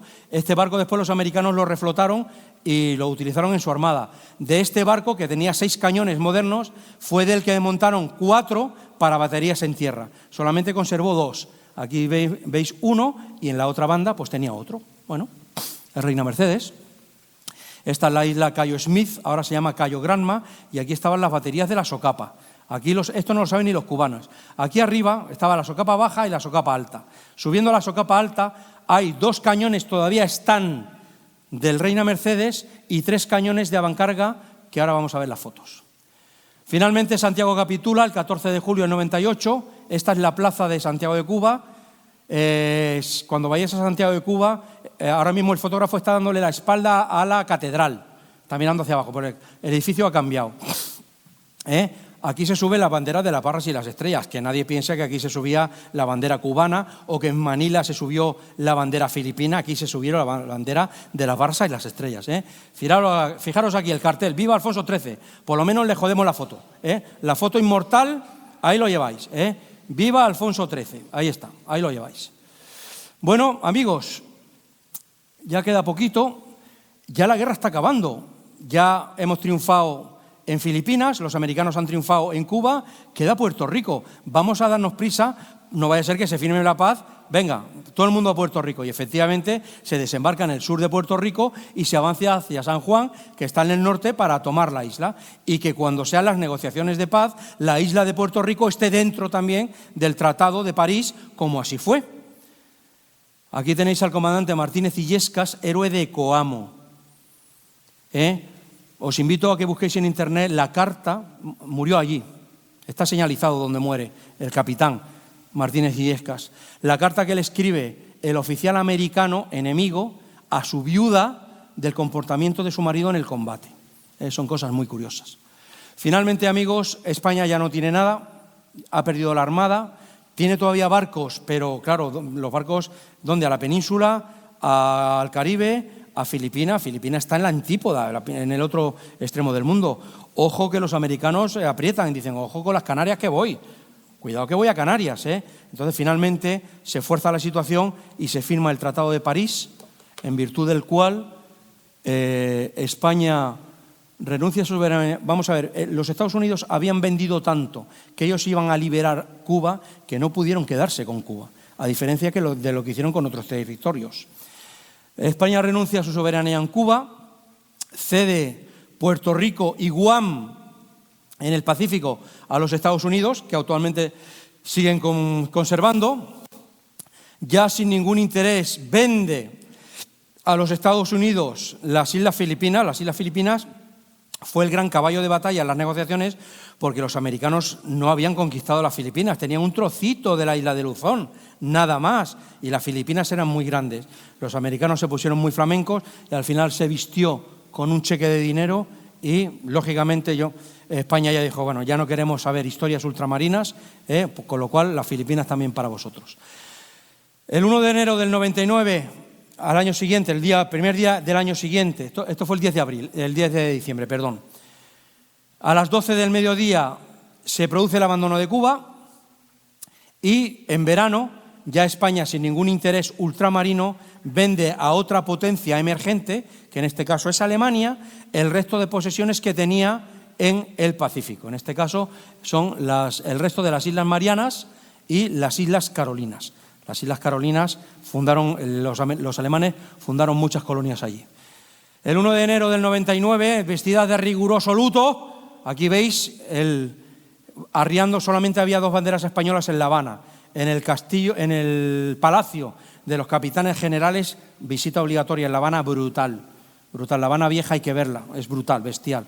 O sea, eso es todavía con los escudos, banderas originales, bestial. Y la bandera que estaba en el faro, en el Castillo del Morro, en el Fuerte del Morro. Ahí veis arriando la bandera española y aquí los americanos preparados para subir. ¿Cuál? ¿La cubana? No, las barras y estrellas. Este es el mismo sitio en 2005. El faro, ya la caseta ha cambiado y el mástil. Y al otro lado de la bahía está lo que es La Habana.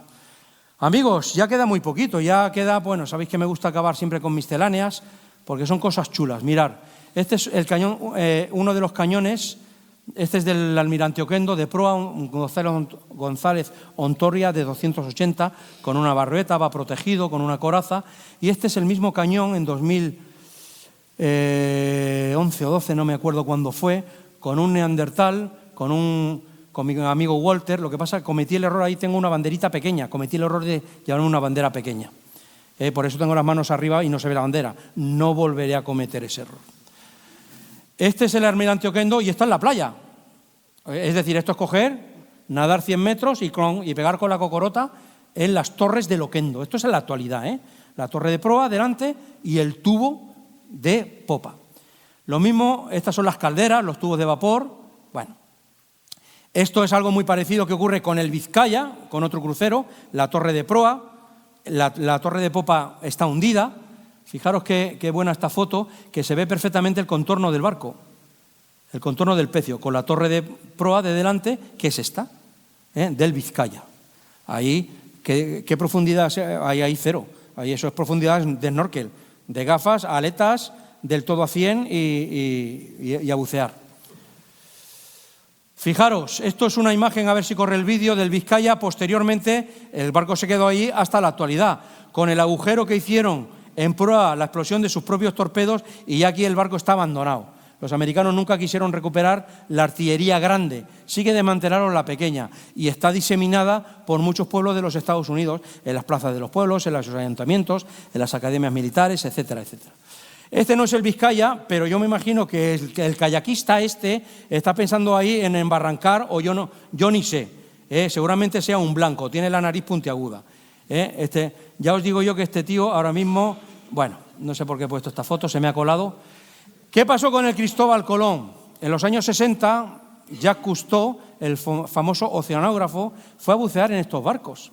Los barcos hundidos en guerras, amigos, tienen muchas veces matices de camposantos, son cementerios. No hay libertad para trastear en esos barcos. Propónselo al Arizona, en Pearl Harbor, os cuelgan de un palo mayor. No digo ya en Scapa-Flow, no te dejan. Es una especie de sitio sagrado. El profesor Cousteau vino al Colón, empezó a poner cargas explosivas a lo largo del casco para poder bucear y meterse dentro del Cristóbal Colón.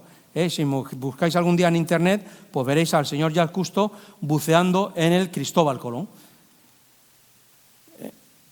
Aquí veis otra foto. Aquí veis otra foto de la batería media del Colón, porque ya sabemos que su barco, sus cañones gordos no los tenía. Esto no va. Aquí lo veis con un colega buceando, con un cañón Nordenfeld. Mirad, esto ya es un americano, esto ya es después de la guerra. Estos son cañones de Avancarga, en Santiago de Cuba. Fijaros la protección, barriles rellenados de cemento, y esto es en la actualidad. Este es los mismos cañones en el suelo. Esto no lo saben ni los cubanos. Aquí veis la forma de los sacos arriba y de los barriles, solamente queda el cemento.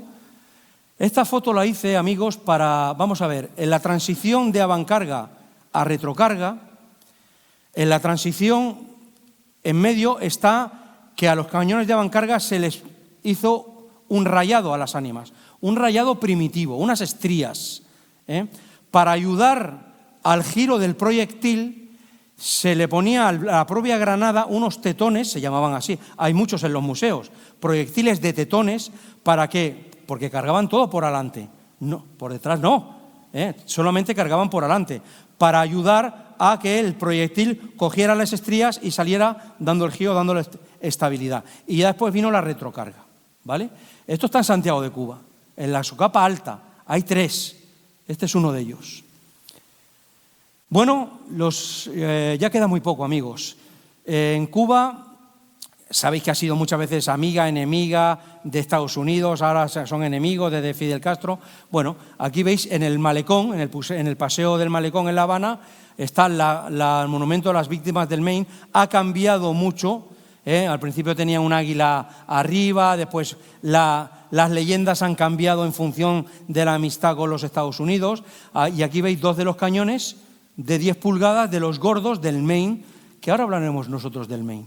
Esto es la puerta de Intramuros en Manila, en la actualidad. El escudo podía ser un escudo actualmente, puesto antes de ayer. Aquí veis las armas de Castilla con las flores de lis en medio. Esta es la puerta de Santiago Matamoros. Y esta es la misma puerta en la Segunda Guerra Mundial con un Sherman entrando. En Intramuros, en la fortaleza española, fue donde los japoneses establecieron su cuartel general. Manila fue la segunda ciudad más bombardeada en la Segunda Guerra Mundial.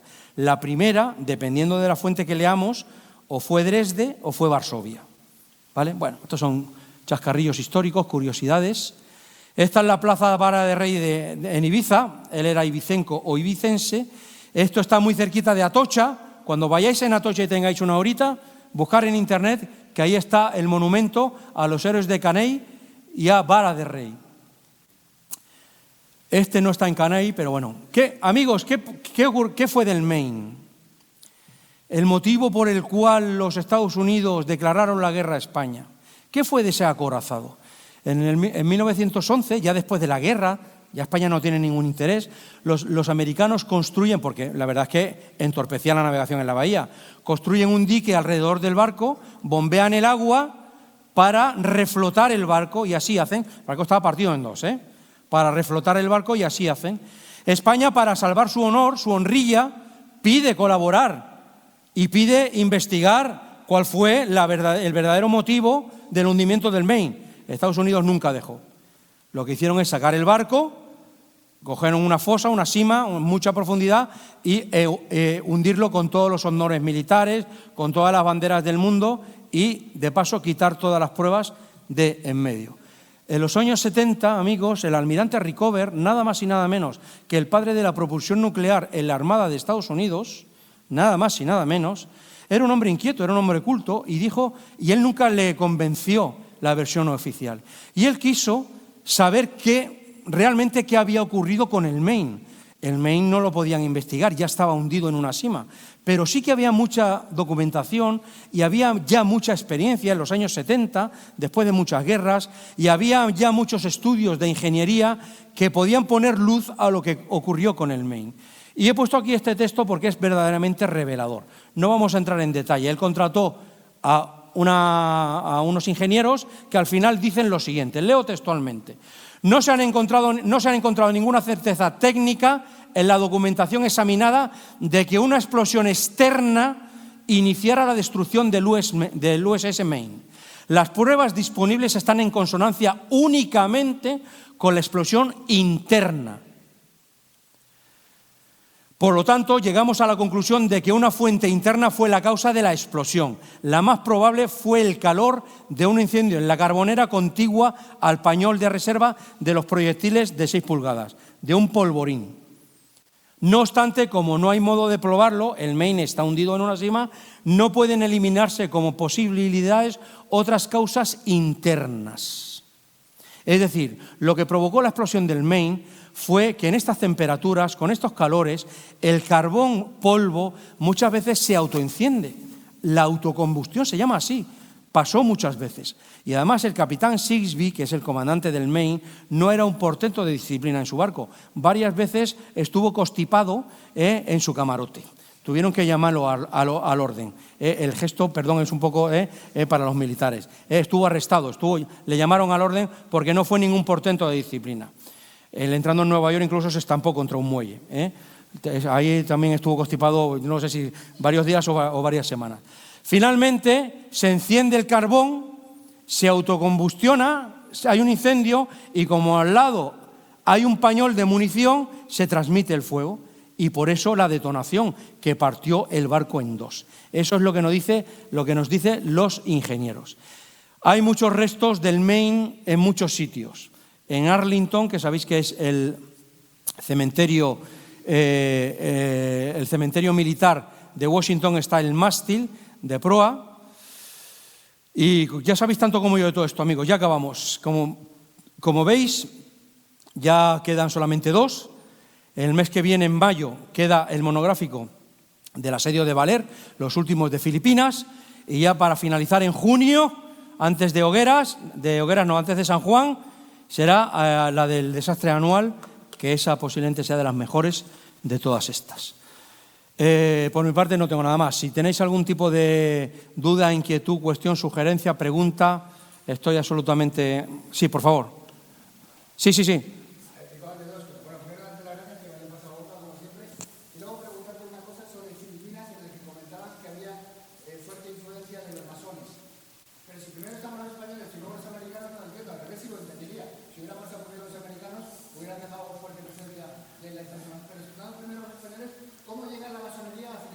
Porque la masonería, vamos a ver, la masonería como orden secreta, arcana, tenebrosa, al final combate el poder político establecido, que no es un poder de gobierno, es un poder por parte de los curas. Entonces se utiliza esta rama, vamos a llamar pseudo-religiosa, que toca las conciencias para hacer más daño al poder real, fáctico, que hay en Filipinas, que es el poder de la Iglesia. En muchos pueblos, el único español que había era el cura. Entonces, por ahí vienen los tiros. También hubo masonería en Cuba y en el Caribe. Pero yo creo que también en muchos libros actuales hay demasiada conspiranoia con el tema de masonería. Es cierto, no lo podemos negar, ahí está Roosevelt, ahí están sus grados, ahí están sus logias, no lo podemos negar, pero sobre todo y ante todo están los poderes políticos que están por encima de todo eso. La masonería al final no dejaba de ser, a mi juicio, una herramienta más para oponerse al poder oficial. España, el gobierno español, la religión de España, los curas de España, etcétera, etcétera. Yo pienso que por ahí van los tiros. Como dato curioso, Filipinas, al hilo de lo que me pregunta, Filipinas es el único país católico de Asia y sin embargo ha perdido el español. La realidad en Filipinas era muy distinta a la del Caribe. Estaba mucho más lejos y estaba mucho menos poblada. había sitios donde había moros, porque se llamaban así, moros filipinos en el sur, en los archipiélagos de Joló, sobre todo, ahí hubo muchísimos combates, que eran un poder de piratas, de facto, que España nunca pudo erradicar. ¿Por qué? Porque los barcos estaban machacados, porque de Filipinas depende las Marianas, dependen las Carolinas y dependen las propias Islas Filipinas, que son más de 7.000. Entonces, era un escenario totalmente distinto, muy complejo, muy distinto al del Caribe, al de Cuba y al de Puerto Rico. De hecho, todavía en Cuba y Puerto Rico hay un sentimiento que es tremendo, tremendo. Hay mucha toponimia española, hay muchos nombres en Filipinas de origen español, muchos nombres, cuevas, tal cual. El Museo de Valer, ahí ha estado gente que ha estado aquí, el Museo de Valer, en Valer, el rótulo pone Museo de Valer, no pone Valer Museum o en tagalo, no, pone Museo de Valer. Y hay muchos nombres ahí en español. Sí, por favor. Sí. Sí.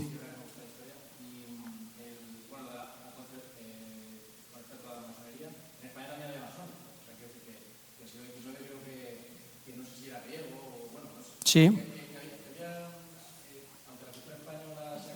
Sí. Sí.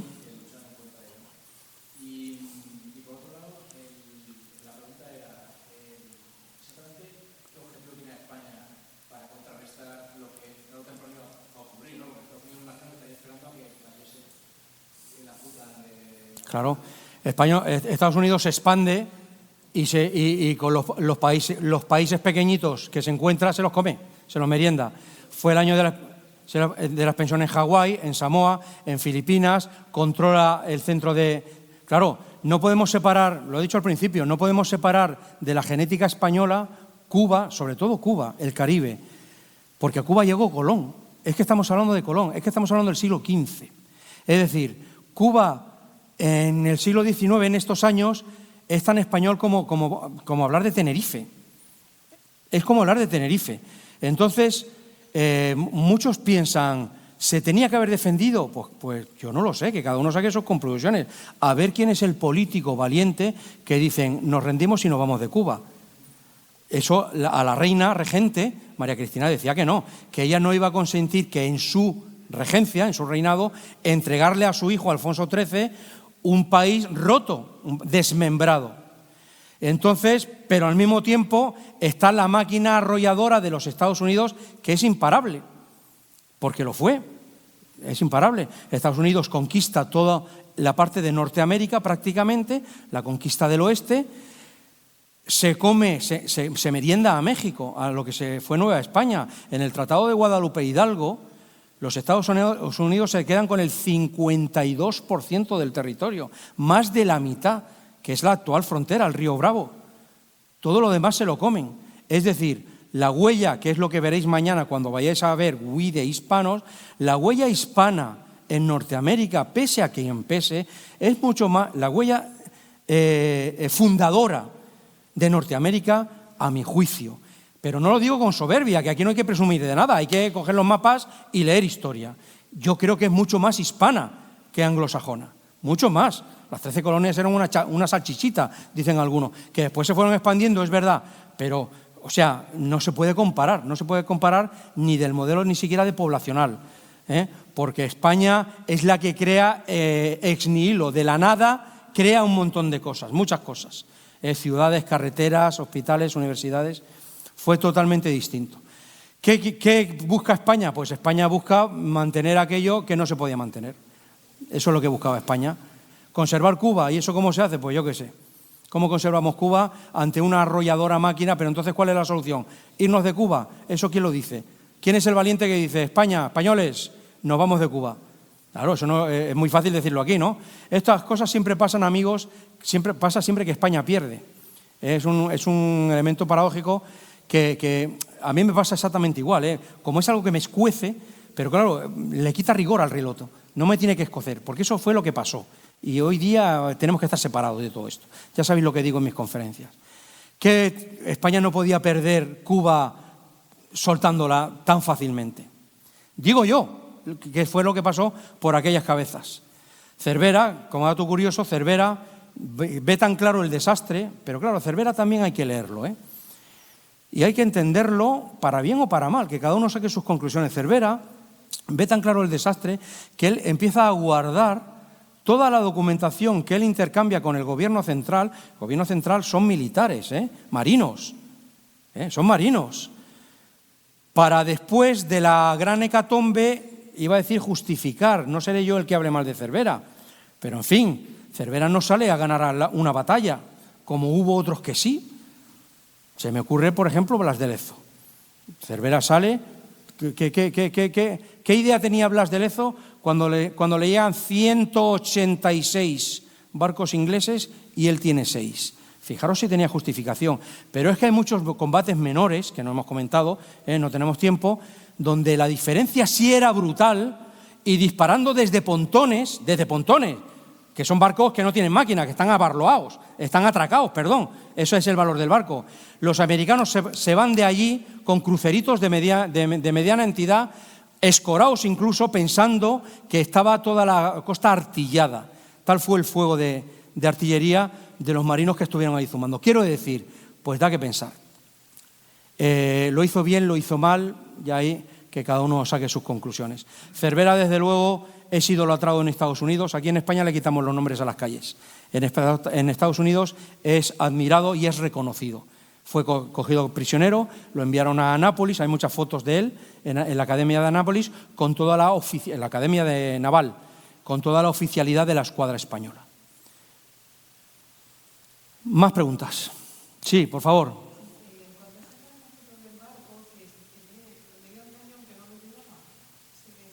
El Colón, sí. Buena pregunta, porque al final fue todo tan precipitado que ese barco que tenía que tener cañones, Armstrong de 254, artillería de romper se llamaba entonces. No era la artillería determinante en los combates navales, la artillería determinante era la artillería de calibre medio, que esa sí que la llevaba. Pero finalmente todo fue tan precipitado que los cañones no pasaron las pruebas por lo que fuera y no llegaron a montarse. Cervera, desesperado, dice que aunque no pasen las pruebas, que los monten o que monten otros. Finalmente todo viene sobrevenido y al final sale sin los cañones y sin carbón y sin órdenes. Cervera sale, espera en Cabo Verde, que entonces era de Portugal, y ahí espera hasta que llega una orden. Le dice, váyase usted a el Caribe. Es decir, Cervera no fue bien tratado por el gobierno español, por la cadena de mando española. En fin, claro, hay que ponerse en ese pellejo, ¿no? Sin carbón, sin la artillería de romper, sabiendo que la flota enemiga es superior. ¿Cómo no sería la empanada de los gobernantes españoles, que incluso se llegó a plantear, ojo, que cuando Cervera rompiera el cerco de Santiago de Cuba, se acercaba a Filipinas, a la antípoda del planeta, para vencer a los americanos y que después volviera? Es decir, es una irrealidad, es un cuento chino quimérico, para que veamos un poco cómo estaban las cosas. Se envió un carbonero, pero que fue a Puerto Rico, lo trincaron los americanos y lógicamente se quedaron con el carbón. Al final los barcos no tenían ni carbón, es decir, no es serio. ¿Dónde vamos? El Colón, sin carbón, ¿dónde vas? Ya está. Es decir, así fue. Al final, tripulaciones además sin instrucción de tiro. Fue un cúmulo de errores, pero porque ya España estaba como estaba en ese momento histórico y ya entendiendo este fin del siglo XIX, entenderemos cuando hablemos de Anual cómo empieza el siglo XX.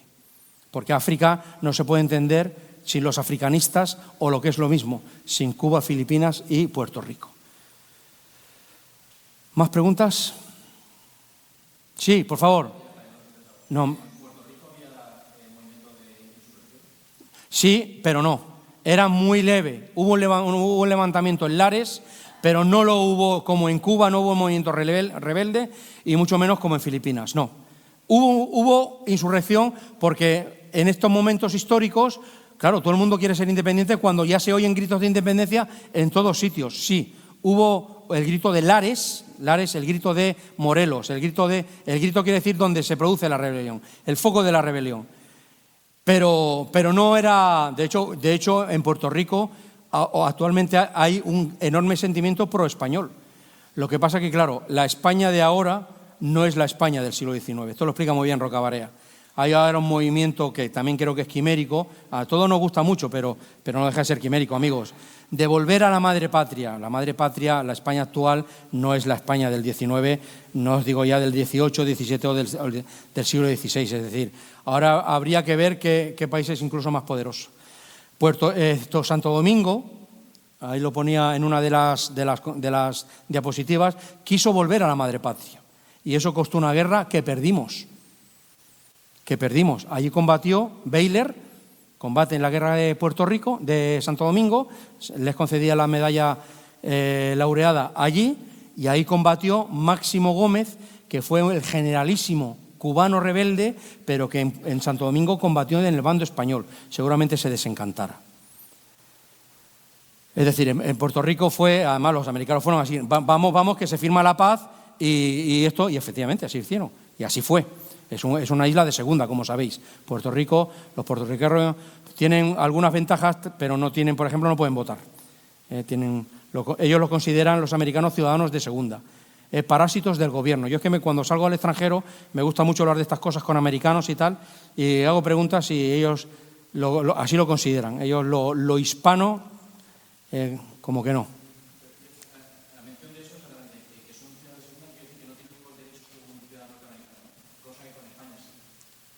¿Cómo? Perdón, con España tenían los mismos derechos, o sea, eran ciudadanos españoles. Claro. Pero ahora, actualmente, con Estados Unidos... ellos no pueden votar. Es un territorio, tiene un nombre. Territorio... Tiene un nombre que no es un estado. Eso mismo. Filipinas fue así en un principio igual, Lo que pasa es que ya al final se les concede la independencia después de la Segunda Guerra Mundial. En la Segunda Guerra Mundial las Filipinas estaban tomadas por los americanos. La batalla de Batán, MacArthur, volveré, la batalla del Golfo de Leyte, todo eso fue en Filipinas. Y es después de la Segunda Guerra Mundial cuando ya se les concede la independencia. Es decir, las independencias nunca fueron concedidas, fue un cuento chino. Muchos rebeldes, tanto cubanos como filipinos, pensarán que habían sido engañados porque los americanos les habrían prometido a cambio de su ayuda la independencia, que nunca llegó. En Cuba ni en Filipinas. Llegó después, muy posterior. Fue un cuento chino. Sí, las últimas, venga, las dos últimas que me están mirando por ahí mal. Sí. Con respecto a lo del mail, algunas teorías de la conspiración hablan de que hubo un propio sabotaje de los americanos. Sí. Para dar pie a la propia guerra. Esa es la fuente cubana. Cuando tú hablas con los cubanos, claro, cuando los cubanos hablan de Cuba, ellos se meten en la historia. Vamos a ver, yo no desmerezco a la rebelión cubana, ni los ridiculizo en absoluto, no se me pasa por la cabeza. Pero bien es cierto que la revolución lo que hace es meterse a la historia a los cubanos como protagonistas, prácticamente como los causantes de la victoria, más que con los americanos. Entonces ellos lo llaman la guerra hispano-cubano-norteamericana. Entonces los cubanos, como ahora son antiamericanos, pues ellos dicen, no, como la explosión fue interna, fue que los Estados Unidos volaron su propio barco con sus propios muertos para provocar una guerra con España. Yo ahí creo que no, creo que es una conspiranoia total por parte de los cubanos. Los cubanos hay que oírlos, escucharlos y quererlos, pero claro, te cuentan unos cuentos chinos monstruosos. Entonces, cuidado, que se están ganando las habichuelas, se están buscando la vida. Además, ellos tienen una cosa buena, que es que en todos los museos te ponen un guía. Pero claro, te cuenta la versión de la revolución. Hay que mirarlo con cariño, sí. Sí, la última. La última tiene que ser buena. La única tiene que ser buena, a ver.